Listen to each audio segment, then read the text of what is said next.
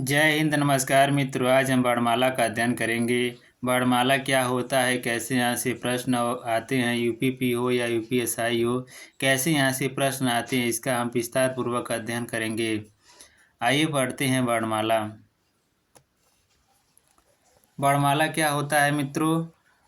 वर्णों का व्यवस्थित क्रम ही वर्णमाला है। वर्णमाला क्या है? वर्णों का व्यवस्थित क्रम ही वर्णमाला है। आगे देखते हैं अब।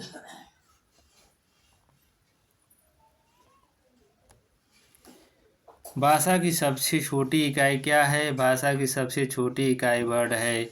मित्रों, भाषा की सबसे छोटी इकाई को क्या कहा जाता है? तो भाषा की सबसे छोटी इकाई को वर्ड कहा जाता है। भाषा की सबसे सार्थक इकाई क्या है? भाषा की सबसे सार्थक इकाई शब्द है। एक बार फिर से देखते हैं। भाषा की सबसे सार्थक इकाई क्या है? भाषा की सबसे सार्थक इकाई शब्द है। लिखित इकाई क्या है? लिखित इकाई को वर्ड कहा जाता है। लिखित इकाई को क्या कहा जाता है? लिखित इकाई को वर्ड कहा जाता है। मौखिक इकाई को क्या कहा जाता है? मौखिक इकाई को ध्वनि कहा जाता है। आगे बढ़ते हैं अब। वर्ण के भेद। वर्ण के भेद कितने हैं? तो वर्ण के दो भेद हैं। कौन कौन है? वर्ण के कितने भेद हैं? वर्ण के दो भेद हैं। पहला है स्वर, दूसरा है व्यंजन। वर्ण के दो भेद हैं। पहला है स्वर, दूसरा है व्यंजन। अब आगे देखते हैं।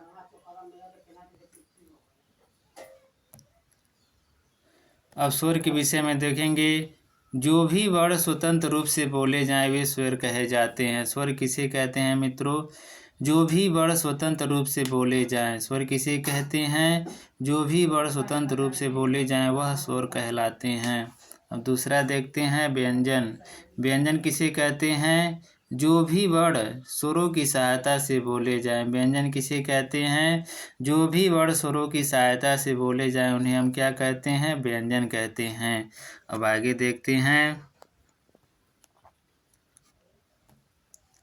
अब स्वर का विस्तार पूर्वक अध्ययन करेंगे। स्वर के कितने भेद हैं, कितने प्रकार हैं, इसको हम विस्तार से अब देखेंगे। स्वर कौन कौन है मित्रों? ओ, आ, छोटी ई, बड़ी ई, छोटा ऊ, बड़ा ऊ, री, ए, ऐ, ओ, औ, अंग, ये सब स्वर हैं। स्वर कौन कौन है मित्रों? ओ, आ, छोटी ई, बड़ी ई, छोटा ऊ, बड़ा ऊ, री, ए, ऐ, ओ, औ, अंग, ये स्वर हैं। अब देखेंगे स्वर के भेद क्या हैं, स्वर के प्रकार क्या हैं, कितने प्रकार के स्वर होते हैं, अब आगे देखेंगे हम। एक चीज़ है, लिखने के आधार पर स्वरों की संख्या कितनी है? लिखने के आधार पर स्वरों की संख्या 11 है। उच्चारण के आधार पर स्वरों की संख्या कितनी है? तो उच्चारण के आधार पर स्वरों की संख्या 10 है। आगे देखते हैं अब। स्वर के प्रकार कितने हैं? तो स्वर के 3 प्रकार हैं। कौन कौन है? पहला है ह्रस्व स्वर, दूसरा है दीर्घ स्वर, तीसरा है प्लुत स्वर। ह्रस्व स्वर किसे कहते हैं? ह्रस्व स्वर कौन कौन है? ह्रस्व स्वर कौन कौन है मित्रों? अ, छोटी, छोटा उरी, ये सब ह्रस्व स्वर के अंतर्गत आते हैं। दीर्घ स्वर के अंतर्गत कौन कौन से स्वर आते हैं? दीर्घ स्वर के अंतर्गत आ, बड़ी ई, बड़ा ऊ, ए, ऐ, ओ, औ, ये सब दीर्घ स्वर के अंतर्गत आते हैं। एक चीज़ और है, दीर्घ स्वर में ह्रस्व का दुगना समय लगता है। दीर्घ स्वर में कितना समय लगता है? दीर्घ स्वर में ह्रस्व का दुगना समय लगता है। अब देखेंगे प्लुत स्वर के विषय में। प्लुत स्वर किसे कहते हैं मित्रों? प्लुत स्वर की क्या परिभाषा है, इसे अब हम पढ़ेंगे। प्लुत स्वर ह्रस्व से 3 गुना समय इसमें लगता है। ह्रस्व से 3 गुना समय लगता है इसमें। इसका अगर हम उच्चारण करेंगे तो ह्रस्व से 3 गुना समय लगेगा। जैसे ओम का उच्चारण करेंगे, जैसे ओम, राम, ये सब ह्रस्व से 3 गुना इसमें समय लगता है। प्लुत का चिन्ह क्या है? क्वेश्चन में आ जाएगा। अगर प्लुत का चिन्ह क्या है तो 3 बना देंगे, वह प्लुत का चिन्ह हो जाएगा। आगे देखते हैं अब।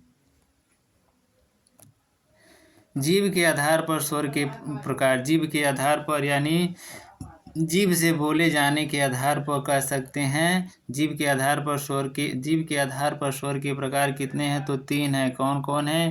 पहला है अग्र स्वर, दूसरा है मध्य स्वर, तीसरा है पश्च स्वर। जीभ के आधार पर स्वर के प्रकार कितने हैं? तो 3 प्रकार हैं। पहला है अग्र स्वर, दूसरा है पश्च स्वर, तीसरा है प्लुत स्वर। आगे देखते हैं अब। अग्र स्वर के अंतर्गत कौन कौन से स्वर आते हैं? अग्र स्वर के अंतर्गत छोटी ई, बड़ी ई, ए, ऐ।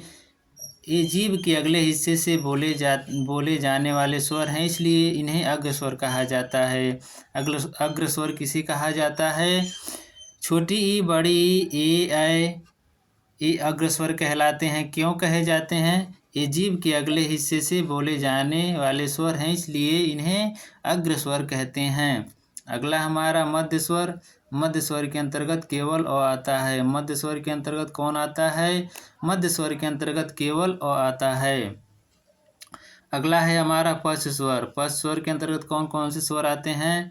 पश्च स्वर के अंतर्गत आ, छोटा ऊ, बड़ा ऊ, ओ, औ ये सब पश्च स्वर के अंतर्गत आते हैं। एक बार फिर से देखते हैं पश्च स्वर के अंतर्गत कौन कौन से स्वर आते हैं। पश्च स्वर के अंतर्गत आ, छोटा ऊ, बड़ा ऊ, ओ, औ ये सब पश्च स्वर के अंतर्गत आएंगे। आगे बढ़ते हैं अब। मुख खुलने के आधार पर स्वर के प्रकार। मुख खुलने के आधार पर स्वर के प्रकार कितने हैं? तो 4 हैं। कौन कौन है? पहला है समवृत स्वर, दूसरा है अर्धसमवृत स्वर, तीसरा है विवृत स्वर, चौथा है हमारा अर्धविवृत स्वर। एक बार फिर से देखते हैं। मुख खुलने के आधार पर स्वर कितने हैं? तो 4 प्रकार के स्वर हैं। पहला है समवृत स्वर। समवृत स्वर के अंतर्गत कौन कौन से स्वर आते हैं? छोटा ऊ, बड़ा ऊ, छोटी ई, बड़ी ई ये सब समवृत स्वर के अंतर्गत आते हैं। और दूसरा है अर्धसमवृत स्वर। अर्धसमवृत स्वर के अंतर्गत कौन कौन से स्वर आते हैं? ओ, ऐ ये सब अर्धसमवृत स्वर के अंतर्गत आते हैं। इसे याद करने के लिए सिंपल ओए शब्द को याद कर लीजिएगा। ओए शब्द को याद कर लीजिएगा तो पता इससे ज्ञात हो जाएगा अर्धसमवृत स्वर कौन कौन है। तो 2 हैं ओ, ऐ। अगला है हमारा तीसरा है विवृत स्वर। विवृत स्वर के अंतर्गत कौन कौन से स्वर आते हैं? विवृत स्वर के अंतर्गत केवल आ आता है। विवृत स्वर के अंतर्गत कौन आता है? तो विवृत स्वर के अंतर्गत केवल आ आएगा। अगला हमारा चौथा है अर्धविवृत स्वर। अर्धविवृत स्वर के अंतर्गत कौन से स्वर आते हैं? इसे अब हम पढ़ेंगे। अर्धविवृत स्वर के अंतर्गत कौन से स्वर आते हैं? तो अ, औ, ए ये सब अर्धविवृत स्वर के अंतर्गत आते हैं। एक बार फिर से देखेंगे। मुख खुलने के आधार पर स्वर के प्रकार कितने हैं? तो 4 हैं। मुख खुलने के आधार पर स्वर के प्रकार 4 हैं। पहला है समवृत स्वर। समवृत स्वर के अंतर्गत कौन कौन से स्वर आते हैं? छोटा ऊ, बड़ा ऊ, छोटी ई, बड़ी ई। अगला है अर्धसमवृत स्वर। इसके अंतर्गत कौन कौन से स्वर आते हैं? ओ, ऐ ये सब अर्धसमवृत स्वर के अंतर्गत आते हैं। तीसरा है विपरीत स्वर। विपरीत स्वर के अंतर्गत केवल आ आएगा। चौथा है अर्धविपरीत स्वर। इसके अंतर्गत अ, औ, ए सब अर्धविपरीत स्वर के अंतर्गत आएंगे। आगे बढ़ते हैं अब। ओष्ठाकृत के आधार पर स्वर के प्रकार कितने हैं? तो 2 हैं। ओष्ठाकृत के आधार पर स्वर के प्रकार कितने हैं? 2 हैं। पहला है वृत्तमुखी स्वर, दूसरा है यावृत्तमुखी स्वर। अब देखेंगे वृत्तमुखी स्वर के अंतर्गत कौन कौन से स्वर आते हैं? तो छोटा ऊ, बड़ा ऊ, ओ, औ ये सब वृत्तमुखी स्वर के अंतर्गत आते हैं। वृत्तमुखी स्वर उन्हें कहा जाता है जिनके उच्चारण करने पर हमारे ओठ गोल हो जाते हैं, उन्हें हम वृत्तमुखी स्वर कहते हैं। इसके अंतर्गत कौन कौन से स्वर आते हैं? छोटा ऊ, बड़ा ऊ, ओ, औ ये सब वृत्तमुखी स्वर के अंतर्गत आएंगे। अगला है हमारा आवृत्तमुखी स्वर। आवृत्तमुखी स्वर। इसके अंतर्गत कौन कौन से स्वर आएंगे? अ, आ, छोटी ई, बड़ी ई, ए, ऐ ये सब आवृतमुखी स्वर के अंतर्गत स्वर आएंगे। आ का जैसे आ यहाँ आया है, ये आवृतमुखी के अंतर्गत ये आ आने से ज्ञात हो जाएगा कि सबसे पहले अ आएगा, तब आ आएगा, छोटी ई, बड़ी ई, आ, ये सब आवृतमुखी स्वर के अंतर्गत आएंगे। आगे पढ़ते हैं। अब देखेंगे व्यंजन के विषय में देखेंगे व्यंजन कितने प्रकार के होते हैं, व्यंजन की क्या परिभाषा है, तो हमने आगे पढ़ा है। व्यंजन किसे कहते हैं मित्रों? व्यंजन उसे कहते हैं जो स्वरों की सहायता से बोले जाते हैं, उन्हें हम व्यंजन कहते हैं। अब सबसे पहले है हमारा स्पर्श व्यंजन। स्पर्श व्यंजनों की संख्या कितनी है? तो स्पर्श व्यंजनों की संख्या 25 है। कौन कौन है स्पर्श व्यंजन और कितने भागों में बटे हैं स्पर्श व्यंजन, इसे हम देखेंगे। स्पर्श व्यंजन को मित्र वर्गीय व्यंजन भी कहते हैं। स्पर्श व्यंजन को क्या कहते हैं? स्पर्श व्यंजन को ही वर्गीय व्यंजन भी कहते हैं। इनकी संख्या कितनी है? तो 25 है। इन्हें 5 वर्गों में बांटा गया है। पहला है क वर्ग, दूसरा है च वर्ग, तीसरा है ट वर्ग, चौथा है त वर्ग, पांचवा है प वर्ग। अब देखेंगे क वर्ग के अंतर्गत कौन कौन से व्यंजन आएंगे। क वर्ग के अंतर्गत क, ख, ग, घ, अंग, ये सब क वर्ग के अंतर्गत आएंगे। दूसरा है च वर्ग के अंतर्गत कौन कौन से व्यंजन आएंगे? च, छ, ज, झ, इ, सब च वर्ग के अंतर्गत आएंगे। अगला हमारा है ट वर्ग के अंतर्गत कौन कौन से व्यंजन आएंगे? ट, ठ, ड, ढ, अ, ये सब ट वर्ग के अंतर्गत आएंगे। अगला हमारा त वर्ग के अंतर्गत कौन कौन से व्यंजन आएंगे? त, थ, द, ध, न, ये सब त वर्ग के अंतर्गत आएंगे। पांचवा है प वर्ग के अंतर्गत कौन कौन से व्यंजन आएंगे? प, फ, ब, भ, म, ये सब प वर्ग के अंतर्गत व्यंजन आएंगे। मित्रों ये तो था स्पर्श व्यंजन। स्पर्श व्यंजन की संख्या कितनी है? तो स्पर्श व्यंजनों की संख्या 25 है। अब आगे पढ़ते हैं। उच्छिप्त व्यंजन। उच्छिप्त व्यंजनों की संख्या कितनी है? उच्छिप्त व्यंजनों की संख्या 2 है। कौन कौन है? तो ड और ढ उच्छिप्त व्यंजन है। इन्हें ड और ढ को लिखते समय अंग नीचे और इन्हें ऐसे अंग की बिंदी भी लगाकर लिखा जाता है। ड और ढ को कहीं कहीं सिंपल ऐसे ही ड और ढ लिख दिया जाता है, ये विशेष ध्यान रहे। उच्छिप्त व्यंजनों की संख्या कितनी है? तो उच्छिप्त व्यंजनों की संख्या 2 है। ड और ढ उच्छिप्त व्यंजन है। आगे पढ़ते हैं। अब अंतस्थ व्यंजन कौन है? अंतस्थ व्यंजनों की संख्या कितनी है? तो 4 है। कौन कौन है? य, र, ल, व अंतस्थ व्यंजन है। अंतस्थ व्यंजनों की संख्या कितनी है मित्रों? तो 4 है। कौन कौन है? य, र, ल, व। ऊष्मी व्यंजन की संख्या ऊष्मी व्यंजन या संघर्षी व्यंजन की संख्या कितनी है? तो 4 है। ऊष्मी व्यंजन या संघर्षी व्यंजन की संख्या कितनी है? तो 4 है। कौन कौन है?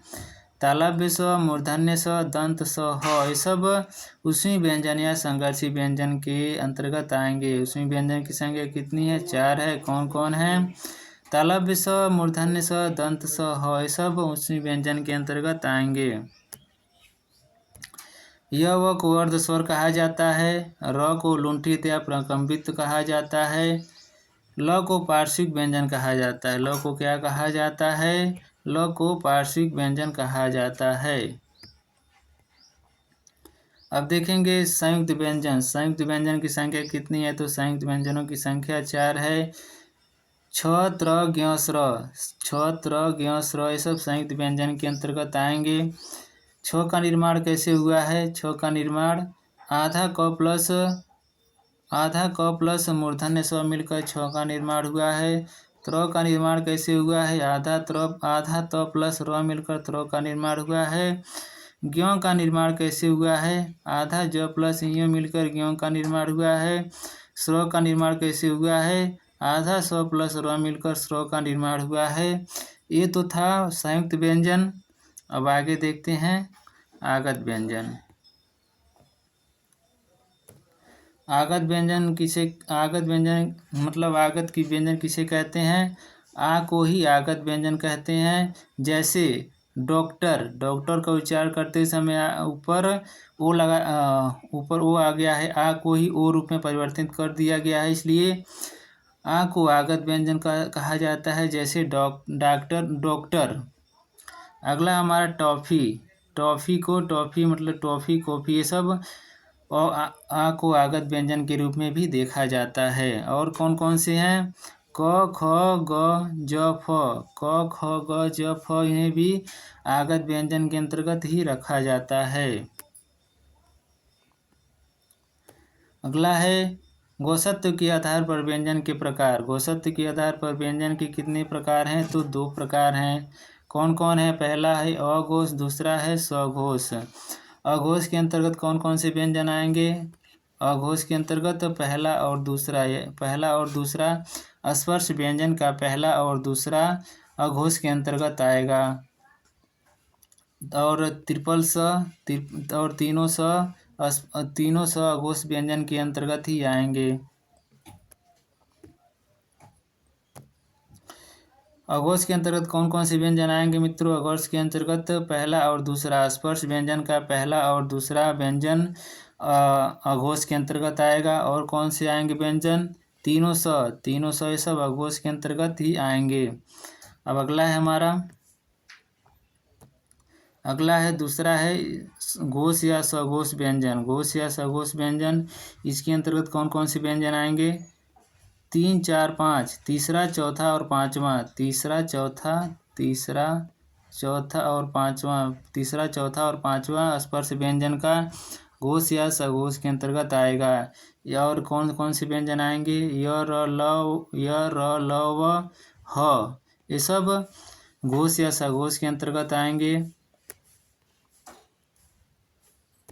मित्रों सभी स्वर 20 के अंतर्गत आएंगे घोष या सघोष के अंतर्गत, इसलिए 20 की कुल कितने व्यंजन, स्वर और व्यंजन हो गए? तो 20 हो गए। नहीं मतलब सॉरी, कुल व्यंजन और य, र, ल, कुल स्पर्श व्यंजन और य, र, ल मिलाकर कितने हो गए? 20 हो गए। इनकी कितनी संख्या है? तो 20 है। अगला हमारा प्राणवायु के आधार पर व्यंजन के प्रकार। प्राणवायु के आधार पर व्यंजन के कितने प्रकार हैं? तो 2 प्रकार हैं।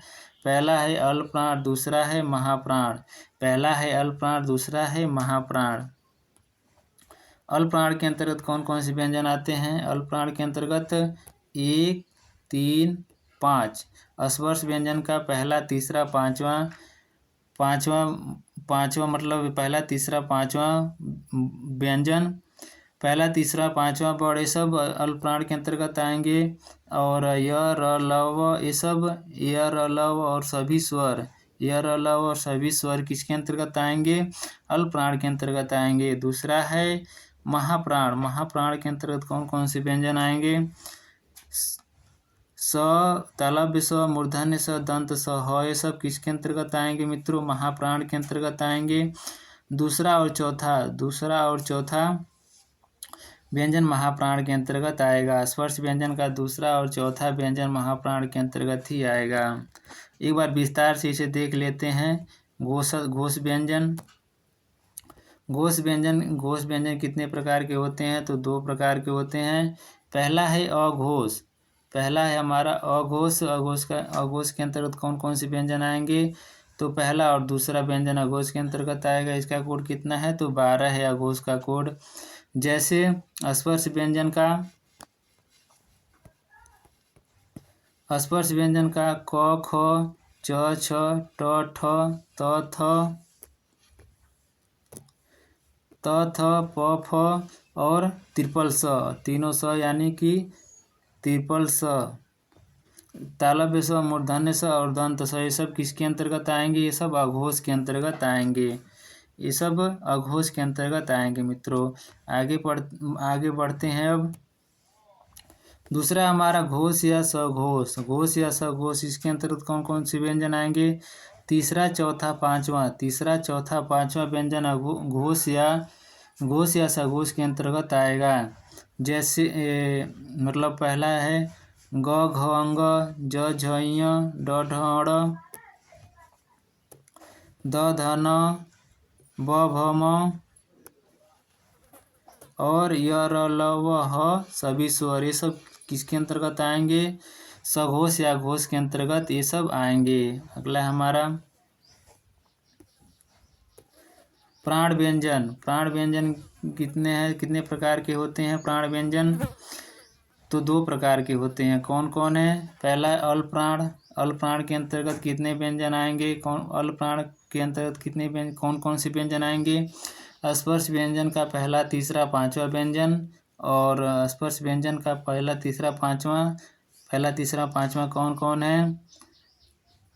क ग अंग, च ज इय, ट ड ढ,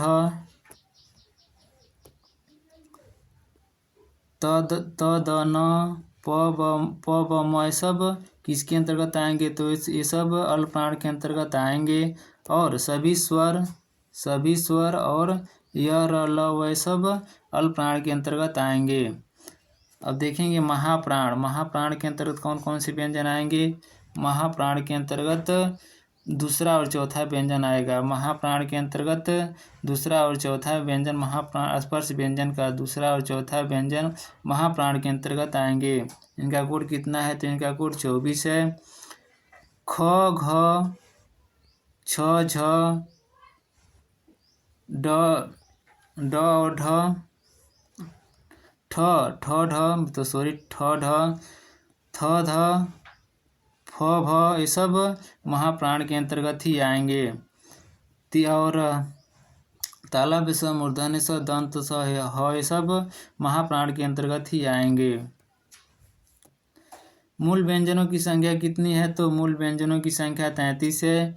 कुल व्यंजनों की संख्या कितनी है? तो कुल व्यंजनों की संख्या 41 है। मित्रों, मूल व्यंजनों की संख्या कितनी है? 33 है। कुल व्यंजनों की संख्या कितनी है? तो 41 है। अब हम उच्चारण स्थान देखेंगे। व्यंजनों का उच्चारण स्थान क्या है? व्यंजनों के उच्चारण स्थान को हम देखेंगे। अकु विसर्जनीय नाम कंठ। कंठ से किसका उच्चारण होता है? और इसका सूत्र है अकु विसर्जनीय नाम कंठ। कंठ से किसका उच्चारण होता है? अ आ क ख ग घ अंग, ह और विसर्ग, ये सब कहाँ से उच्चरित होते हैं? तो कंठ से उच्चरित होते हैं। इसका सूत्र क्या है? अकु विसर्जनीय नाम कंठ, इसका सूत्र है। इच्वेशानम तालु। तालु से कौन कौन से स्वर और व्यंजन उच्चरित होते हैं? तो इसका सूत्र है इच्वेशानम तालु। इससे कौन कौन से स्वर और व्यंजन उच्चरित होते हैं तालु से? छोटी ई, बड़ी ई, च छ ज झ इय और स, ये सब तालु से उच्चरित होते हैं।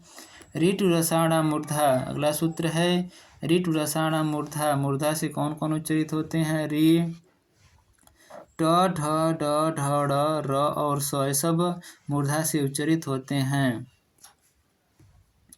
लितुलसानम दंता। अगला सूत्र है लितुलसानम दंता। दंत से कौन कौन उच्चरित होते हैं? री, त थ द ध न ल स, ये सब दंत से उच्चरित होते हैं। अगला सूत्र है उपपदमानीय नामो ओष्ठव। ओष्ठ से कौन कौन उच्चरित होते हैं? ये ओष्ठ का सूत्र है। ओष्ठ से छोटा उ, बड़ा उ, प फ ब भ म, ये सब ओष्ठ से उच्चरित होते हैं। और उपपदमानी प फ, ये सब ओष्ठ से उच्चरित होते हैं। अदैतो कंठ तालु। अदैतो कंठ तालु। कंठ तालु से कौन कौन उच्चरित होते हैं? ए आ, ये सब कंठ तालु से उच्चरित होते हैं। उदवतो कंठोष्ठम। कंठोष्ठ से कौन कौन उच्चरित होते हैं? तो ओ औ कंठोष्ठ से उच्चरित होते हैं। इयम अंगड़ नाम। इयम अंगड़ नाम नासिका च, या अंग इयड़नम नासिका च, ये सब मुख नासिका, ये सब नाक द्वारा यानी नासिका से अंग इयड़नम उच्चरित होते हैं।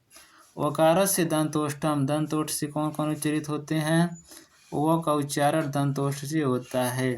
मित्रों, ये तो था बड़ों का उच्चारण स्थान। हमने सभी स्वर और व्यंजन का विस्तार पूर्वक अध्ययन किया है। बड़ों के उच्चारण स्थान पर हमने बात किया है। और